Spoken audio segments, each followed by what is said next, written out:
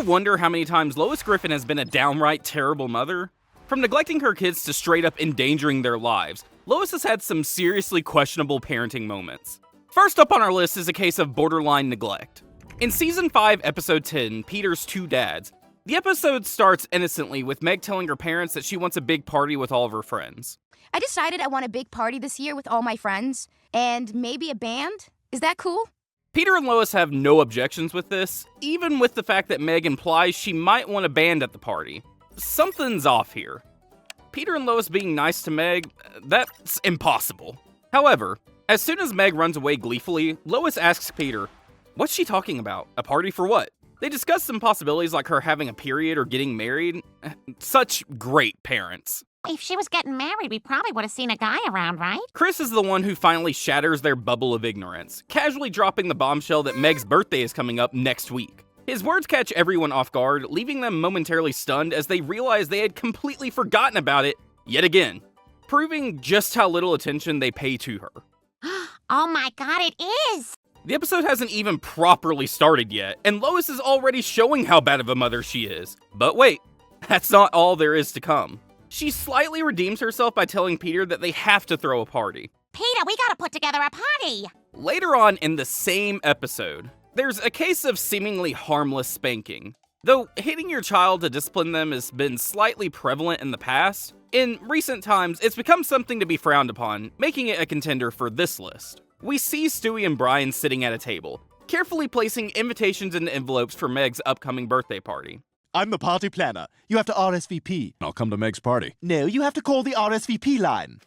You gotta be kidding me. Meanwhile, Brian, looking exhausted and completely disengaged, sluggishly goes through the motions, clearly uninterested in the whole thing, and probably questioning why he's even helping in the first place.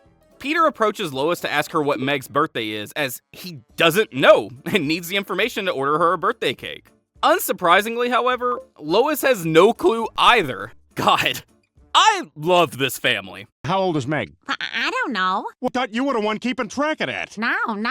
She even openly admits to faking enthusiasm and going through the motions during Meg's last birthday party, further proving just how little she cares. Yet another shining example of top-tier parenting from Quahog's sharp-tongued, gossip-loving, and perpetually exasperated headache of a mother. Don't you remember me faking my way through her last birthday? Lois proposes that they ask Meg how old she is.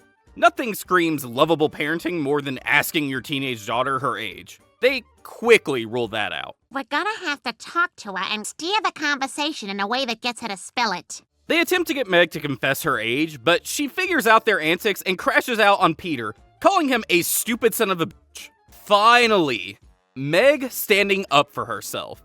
Not so classic Family Guy after all, huh? Turning... I got 16 candles for your birthday cake.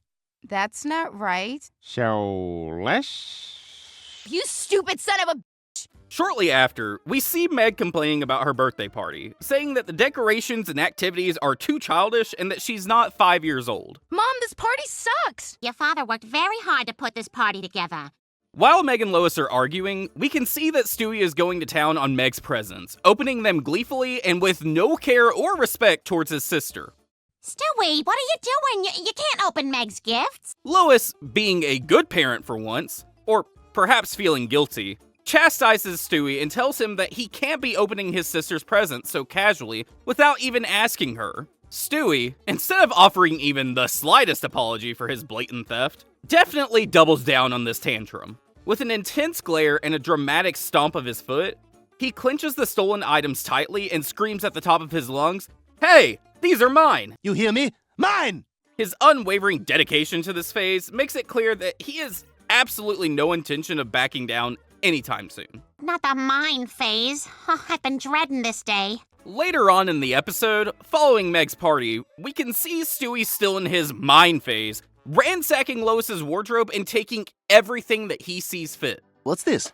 The board game for failing marriages. Lois sees him taking her stuff and goes to confront him, finally taking things into her own hands. However, Stewie, as always, is unwilling to compromise and tells her to go to hell. Lois gets mad at Stewie, telling him that she is done with this attitude of his, and screams at him, telling him to give back her stuff. But Stewie escalates things by breaking the necklace instead of returning it. If I can't have it, nobody can! Enough! You struck me! Oh my god. Here's when things get a little questionable. Lois, in a fit of rage, smacks Stewie on his back, and although she instantly regrets it, the damage has been done, and Stewie bursts into tears. Sometimes, you really do feel sorry for this little scheming maniac, don't you? Next up on the list, we have one of the most diabolical things Lois has ever done. Selling out Chris in Season 4, Episode 13, Jungle Love. The episode starts innocently enough with Peter and his friends watching TV. Anything yet? Nope. Chris comes in dressed up in his back-to-school clothes, and he is quickly warned by Peter and his friends about the seniors who most definitely will attempt to bully him under the guise of the freshman hunt. Watch out for the freshman hunt. Oh man, remember how much fun that was?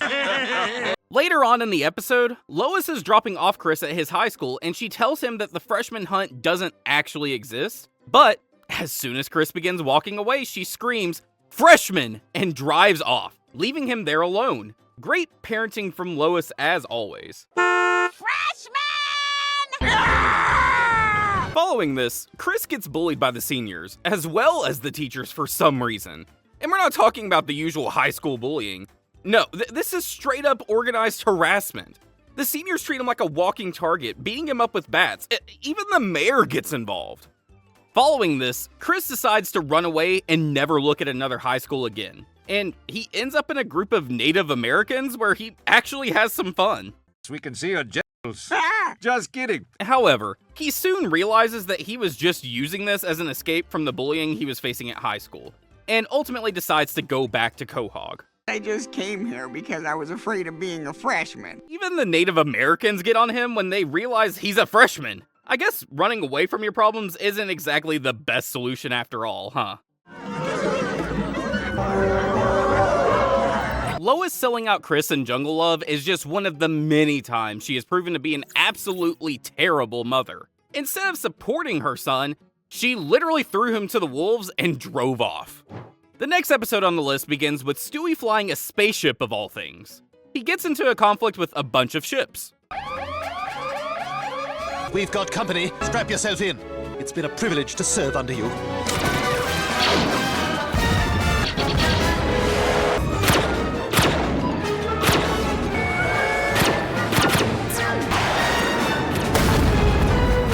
However, after the action, we see that it's all just in Stewie's imagination, and he is really just playing with toy spaceships next to Peter. You can't talk. I've knocked out your communication systems. Later on in the episode, we catch Chris blatantly invading Meg's privacy, sneaking into her room and eagerly flipping through the pages of her personal diary in secret. With a mischievous grin on his face, he becomes completely engrossed in her private thoughts, oblivious to the fact that he's committing a major sibling betrayal.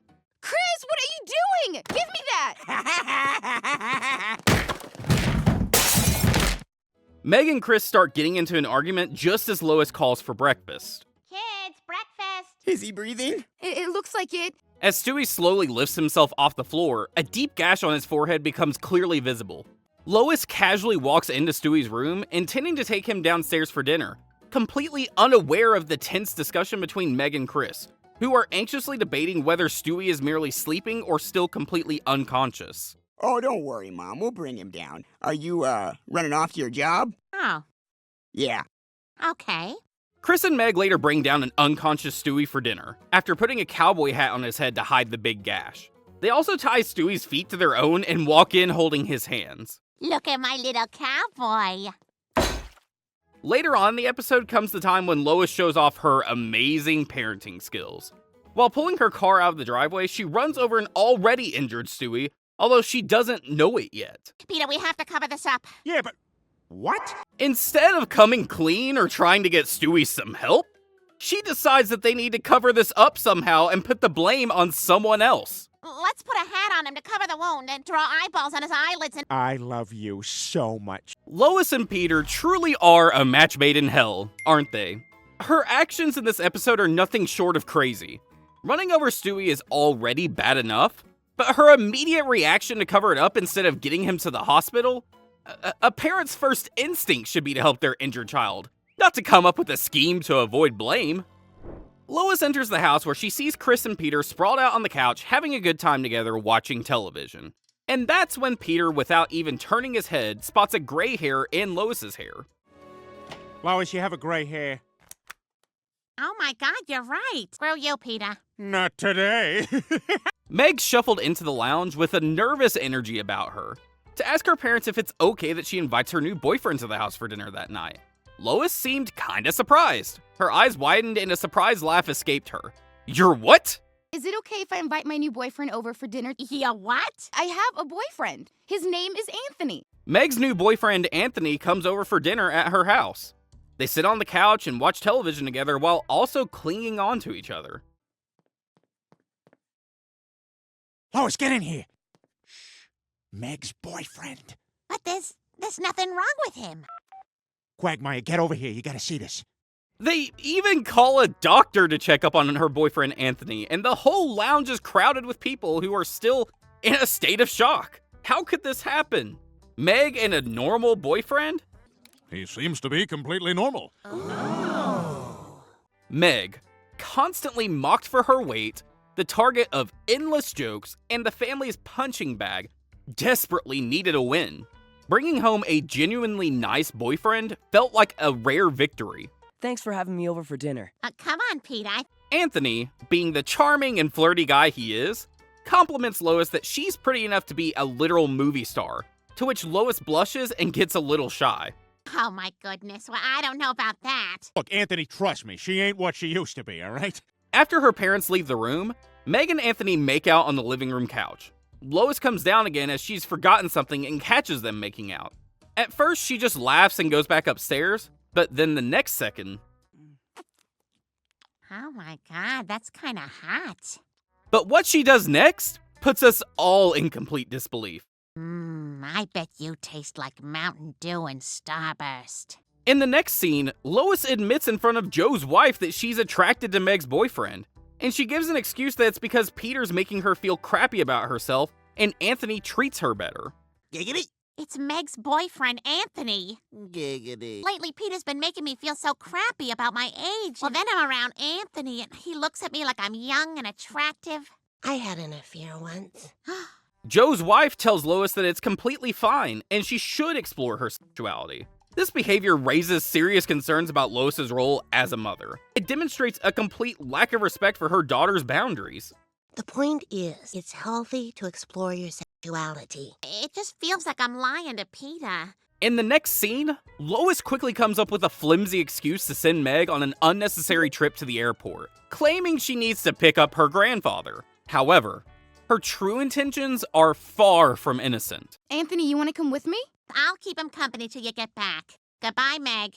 The other day you said I was attractive. Now what are we gonna do about it? She asks Anthony if he likes her, and he admits that he does. Then both of them start making out on the couch together, and Lois takes off her clothes. Poor Meg. Mom, I forgot my keys. Do you know where... Lois's actions are a huge failure of parenting. By engaging in sex with Meg's boyfriend, she commits a serious breach of trust, destroying the very foundation of the mother-daughter bond. The next episode on the list begins with Stewie sneaking into the kitchen and opening the fridge for a midnight snack. But he finds out that someone else has eaten his share. Oh, blasted matriarch! He goes to his parents' room to confront them for eating his food, but instead finds his parents doing something else. Oh my god. The next morning, Lois explains to Stewie that whatever happened last night was a very beautiful thing. She tries to gaslight Stewie into thinking that Peter and her were only hugging. What you saw was actually a very beautiful thing. What I just witnessed was ghastlier than 1,000 ghouls. Mommies and daddies like to hug each other that way. Get out, you horrid woman, get out! Tub where you take your little baths? They've done it there. When Stewie catches Lois and Peter having sex, and then Lois attempts to gaslight him, it's an extreme breakdown in parenting. To expose a young child to such an adult scenario is inappropriate and potentially harmful. In the next scene from the same episode... Hey, Meg? What do you want? I don't want to be in the Scouts anymore. Now, I was kind of hoping you could tell Dad. Tell him yourself. I can't. Chris gets expelled after he accidentally runs over the troop leader during a soapbox derby. After Chris gets kicked out of the Scouts for the accident, Peter decides to take the whole family to the Scout headquarters in Manhattan. Don't take no for an answer, Chris. A griffin never knows when to stop. Clear. You saved my life, Doctor. Clear. While on a family trip, the Griffins make a stop near a Native American casino, where Lois, despite having no prior interest in gambling, gets easily convinced to give it a try. She quickly becomes completely engrossed in the thrill of betting. We then come to the shocking realization that during her reckless gambling spree, Lois somehow managed to gamble away the family car, leaving the Griffins without transportation. Rather than feeling guilty or taking responsibility for her actions, she brushes it off as if it's no big deal. Those people took $24 for the island of Manhattan. They have no idea what things are worth. Now, come on, we gotta figure out a way to get to New York and get Chris back in the Scouts. It just seemed like such a good cause. Everyone in the tribe gets a share of the casino's profits. That's it, let's go. She's definitely done worse, but at least this time she didn't drive over her kid.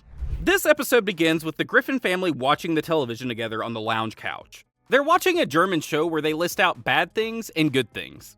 Das ist gut. Sunsets. Das ist gut. Ja. Autobahn. Vroom vroom. Das ist gut. Das ist gut is filmed before an audience of the mentally feeble. The show gets interrupted by the Channel 5 special report, in which the anchors reveal that there has been a significant increase in crime throughout Quahog. The latest police statistics have revealed a significant rise in crime throughout Quahog. I drive a 2006 Infiniti and come and get some, punks. In the next scene, Quagmire, who's walking down the street at nighttime, gets robbed by a man who questions why Quagmire has a white-colored wallet. You have a white wallet?